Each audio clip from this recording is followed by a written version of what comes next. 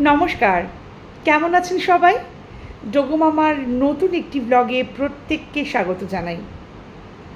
আজকের ব্লগটা একটু অন্যরকম। যে ব্লগগুলো দেখতে সম্পূর্ণ আপনারা খুব ভালোবাসেন। যেটা হচ্ছে, আপনারা প্রত্যেকেই নিশ্চয়ই নাম শুনেছেন হোকটক মহুয়া, যে ওনার যে ইউটিউব চ্যানেলটি আছে, আজ তাকে নিয়ে কিছু কথা বলতে চাই। উনি সম্ভবত পাটনায় থাকেন। ওনার বাপের বাড়িটা ঠিক কোন জায়গায় আমি একটু কুলিয়ে ফেললাম, কলকাতায় আই থিঙ্ক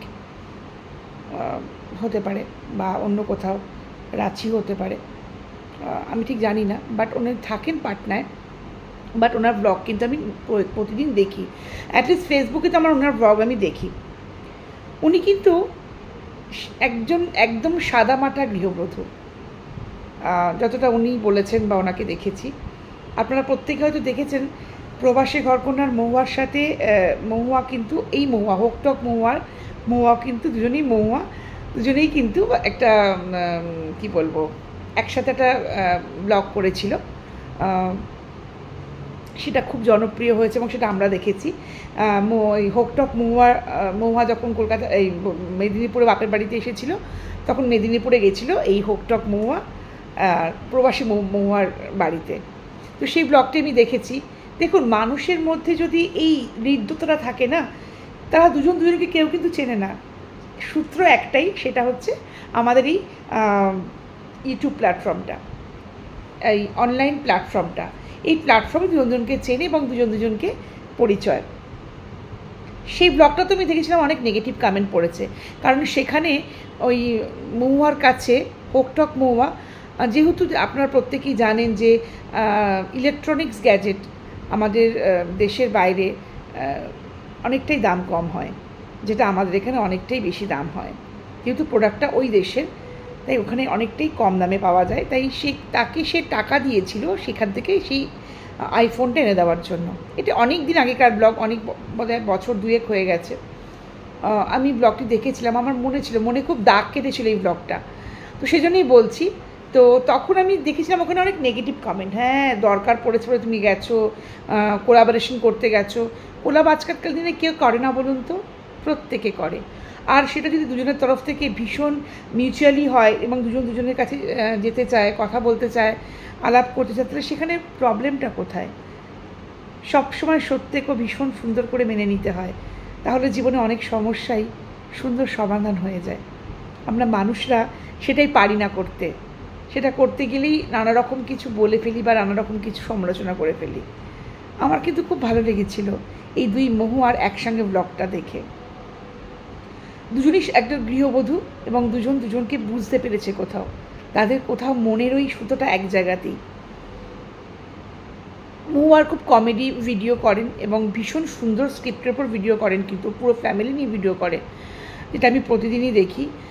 উনি কিছু মডার্ন ড্রেস পরলে বা কোনো কিছু করলে খুব আজে বাজে কথা অনেকে ওনার ওখানে বলেন, হ্যাঁ বয়স হয়েছে আপনাকে এসব মানায় না। আচ্ছা বলুন তো, বয়সটা কি শুধুমাত্র ওই আপনার একটা সার্টিফিকেটের উপর নির্ভর করে? বয়স তো মনেরও হয়।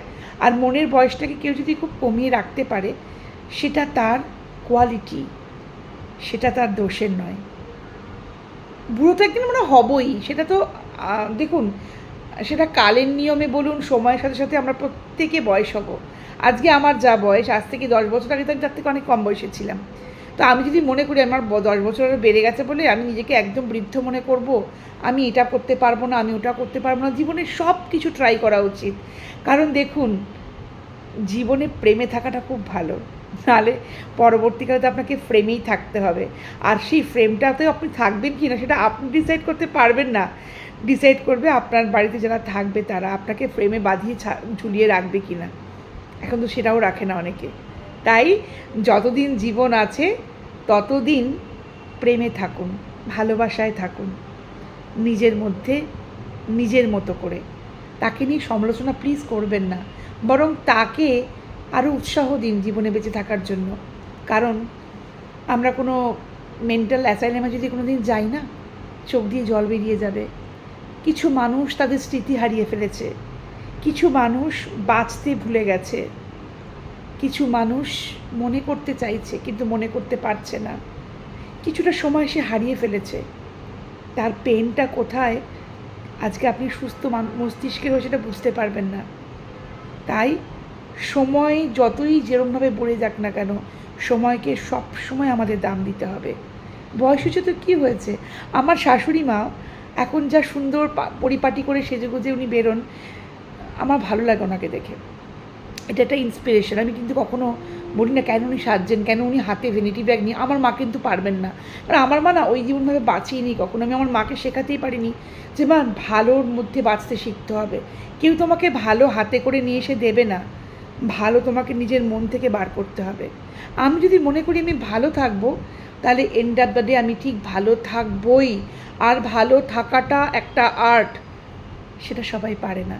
সত্যি আমি আমার মাকে অনেক বলেছি যে মা তুমি নিজেকে বার করো, ঘর থেকে বেরো, দুজন লোকের সাথে কথা বলো, যেটা তোমার করতে ভালো লাগে তুমি সেটা করো।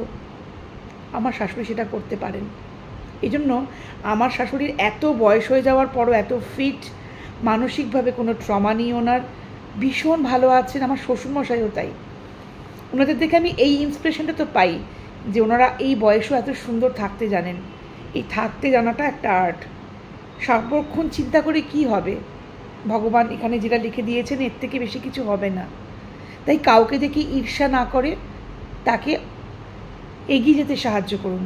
সে হতে পারে আপনার মা বাবা, সে হতে পারে আপনার পাশের প্রতিবেশী, সে হতে পারে আপনার বন্ধু বা বান্ধবী, সে হতে পারে আপনার সন্তান সন্ততি। সবাইকে পেছন থেকে টেনে ধরবেন না, পারলে দু কদম এগিয়ে যেতে তাকে সাহায্য করুন। তাই হোকটক মোয়ার কথা বলছি, ও আজকে কোথায় পৌঁছে গেছে দেখুন।